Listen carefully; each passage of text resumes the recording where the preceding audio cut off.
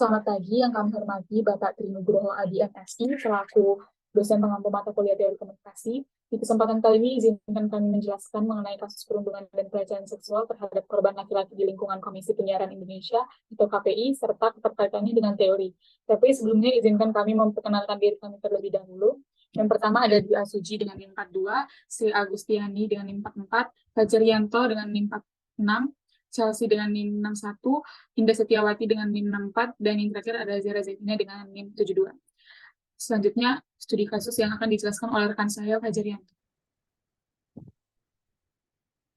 Oke, selanjutnya adalah kasus yang kami angkat, yaitu kasus perundungan dan pelecehan seksual yang terdapat di lingkungan KPI. Nah, kasus ini itu bermula pada tahun 2011 ketika korban baru masuk menjadi pegawai KPI. Nah, korban merupakan seorang lelaki berinisial MS. Karena baru masuk, status korban hanyalah merupakan karyawan junior jika dibandingkan dengan pelaku yang sudah senior dan bekerja lama di KPI. Nah, hal itu yang kemudian menjadi salah satu penyebab mengapa korban ini dituduh dan dilecehkan. Tuduhan tersebut dimulai dari hinaan, intimidasi, hingga dijadikan pesuruh bagi pelaku.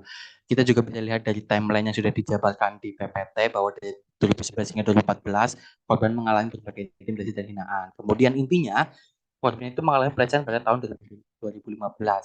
Dia dilecehkan dengan ditelanjangi, kemudian ditulis dengan spidol bahasakannya dan direkam kejadian tersebut oleh para pelaku yang kurang lebih berjumlah 8 orang. Kala itu korban tidak bisa bersuara karena dia hanya sebagai karyawan biasa dan hanya di bawah atau hanya sebagai junior. Kemudian dia mencoba untuk menyuarakan aspirasinya melalui Komnas HAM, kemudian Polsek dan juga internal. Akan tetapi mereka tidak terlalu menanggapinya dengan serius dan saksinya hanya atau sanksinya kepada pelaku hanya dipindahkan ke beda ruangan saja. Jadi korban merasa itu belum mencapai keadilan sehingga korban pada akhirnya pada tahun 2021 akhirnya mengirim thread Twitter. Nah, thread Twitter inilah yang akhirnya viral dan mendapatkan atensi dan simpati publik sehingga kepolisian pun akhirnya mengangkat kembali masalah ini. Akan tetapi pada akhirnya masalah ini juga tidak atau belum mencapai titik terang karena pelaku belum menerima sanksi yang berat dan hanya dinonaktifkan dari KPI. Selanjutnya adalah keterkaitan dengan gender lifestyle yang akan disampaikan oleh Sri Agustiani. Baik, saya akan menjelaskan relevansi teori gender lifestyle dengan kasus perundungan dan pelecehan seksual di KPI. Teori gender lifestyle menjelaskan bahwa terdapat perbedaan gaya komunikasi antara pria dan wanita. Keduanya hanya berbeda, tidak ada yang lebih baik atau lebih buruk. Wanita mementingkan konektivitas, sedangkan pria mementingkan status.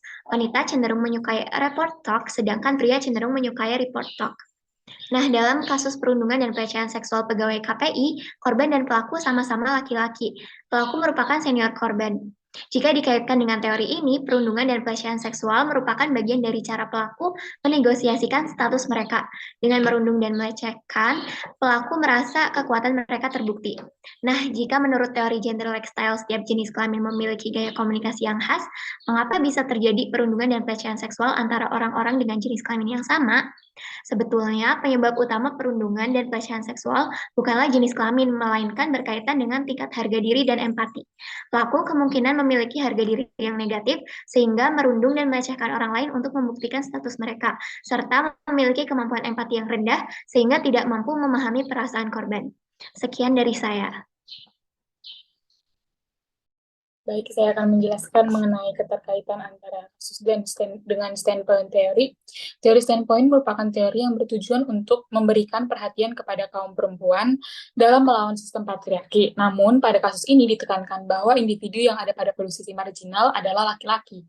Laki-laki juga dapat berada pada posisi tersebut. Dapat dilihat dari kasus salah seorang pegawai Komisi Penyiaran Indonesia yang merupakan seorang laki-laki. Laki-laki juga dapat menghadapi diskriminasi atau stereotip negatif yang dapat mempengaruhi cara mereka diperlakukan dalam masyarakat karena mereka berada pada posisi marginal. Akibat dari adanya stereotip di mana laki-laki adalah individu yang kuat dan memiliki kemungkinan yang kecil untuk mengalami pelecehan seksual, sehingga ketika mereka mengalami pengaduan akan perundungan dan pelecehan seksual, respon yang diberikan tidak sesuai dengan apa yang diharapkan.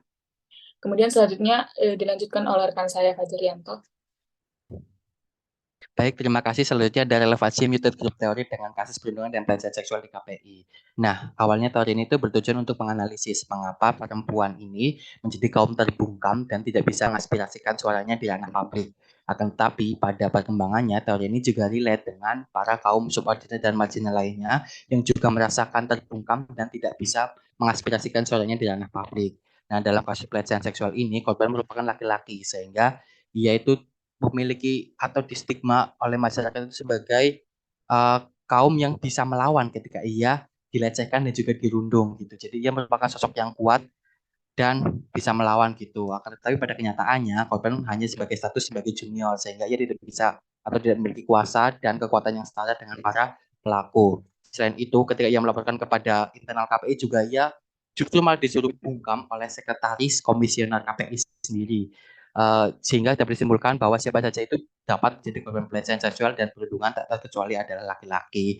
Akan tetapi mereka juga bisa dibungkam dalam kasus ini sebagai kaum yang terbungkam gitu. Selanjutnya ada solusi.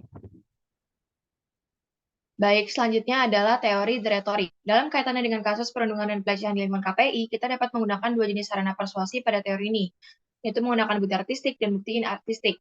Pertama, korban dapat melakukan tindakan sesuai dengan bukti artistik, yakni dengan menerapkan etos, patos, dan logos. Etos, dalam hal ini, korban adalah karyawan biasa yang seringkali suaranya tidak didengarkan.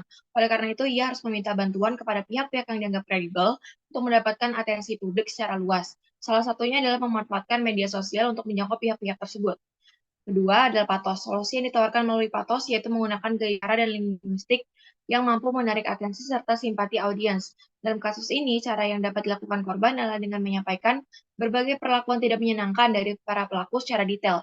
Cara tersebut dapat membuat audiens dapat merasakan apa yang dirasakan oleh korban, sehingga suara korban dapat diterima dan didengarkan dalam ranah publik.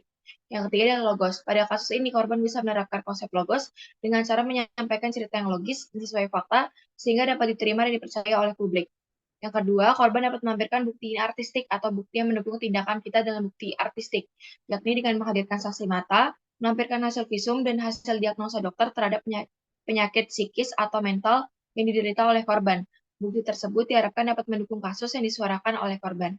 Baik, selanjutnya adalah teori dramatisme yang akan dijelaskan oleh Indah. Oke, baik, masuk ke solusi berdasarkan perspektif teori dramatisme.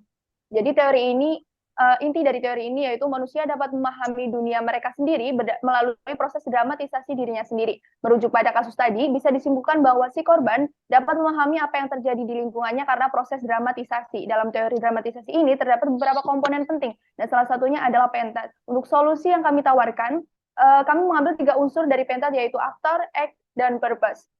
Untuk aktor yang pertama yaitu Komnas HAM dan KPI. Untuk actionnya, melakukan tindakan untuk mendorong perubahan sistem dan kebijakan demi terwujudnya hak asasi manusia tanpa adanya ketidakadilan gender. Mengapa?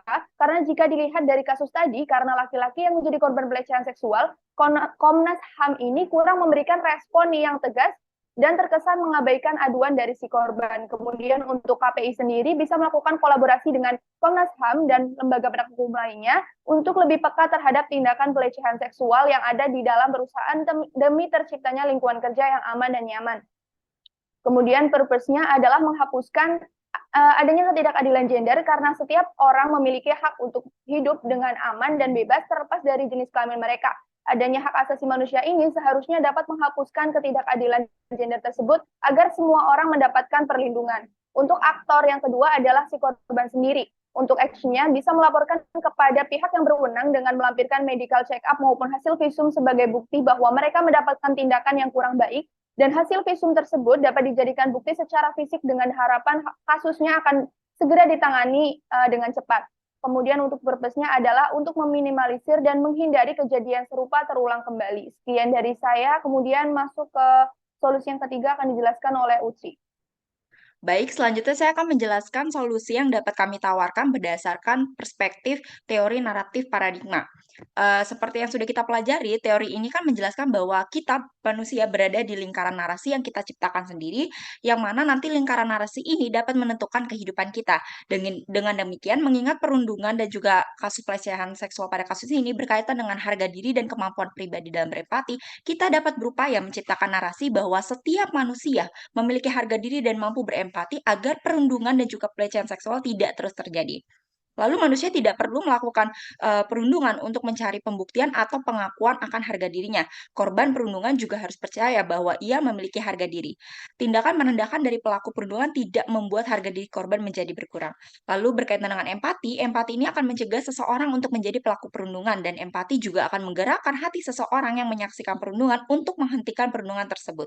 Lalu terkait dengan narasi, kita bisa membuat narasi bahwa setiap manusia memiliki harga diri dan mampu berempati dapat digaungkan dengan beberapa cara. Contohnya adalah kampanye. Tidak hanya di KPI, kampanye ini juga perlu dilakukan di semua tempat seperti instansi pendidikan maupun tempat kerja. Contoh nyata kampanye yang sudah ada terkait anti perundungan yaitu dilakukan oleh komunitas I Smile For You dengan tagar kita sama rasa. Lalu selanjutnya kampanye bisa dilakukan dengan penyebaran rambu-rambu dengan tulisan semacam stop bullying dan stop pelecehan seksual yang biasanya ada di lingkungan sekolah, kampus, dan juga instansi lainnya, termasuk bentuk menyuarakan anti perundungan dan pelecehan seksual. Sekian dari saya. Oke, baik. Kesimpulan yang dapat kita ambil yakni kebanyakan korban tidak berani menyuarakan masalah tersebut karena berbagai alasan. Untuk korban laki-laki, ketika mereka menyuarakan pengalaman tak menyenangkan tersebut, mereka justru tak didengarkan dan tak terlalu ditanggapi. Hal tersebut disebabkan karena stigma masyarakat yang menganggap bahwa laki-laki adalah sosok yang kuat dan seharusnya mampu melawan ketika terjadi kejadian tersebut. Stigma tersebut juga pada akhirnya berimplikasi pada korban yang tidak mendapatkan keadilan karena suaranya tak didengarkan. Untuk itu, kami mencoba untuk mengidentifikasi masalah apa saja yang ditimbulkan akibat dari suara korban yang tidak didengarkan dengan menggunakan beberapa teori yang berkaitan dengan gender dan komunikasi. Selain itu, kami juga mencoba untuk menawarkan solusi untuk mengatasi permasalahan-permasalahan tersebut melalui beberapa teori yang berkaitan dengan public rhetoric. Demikian beberapa hal yang bisa saya sampaikan dan kelompok saya pada kesempatan hari ini. Saya mohon maaf sebesar-besarnya apabila ada tutur kata maupun tindakan yang kurang berkenan bagi hadirin sekalian. Bu Dina membawa bonsai lalu duduk makan stroberi. Semua telah usai, saatnya kami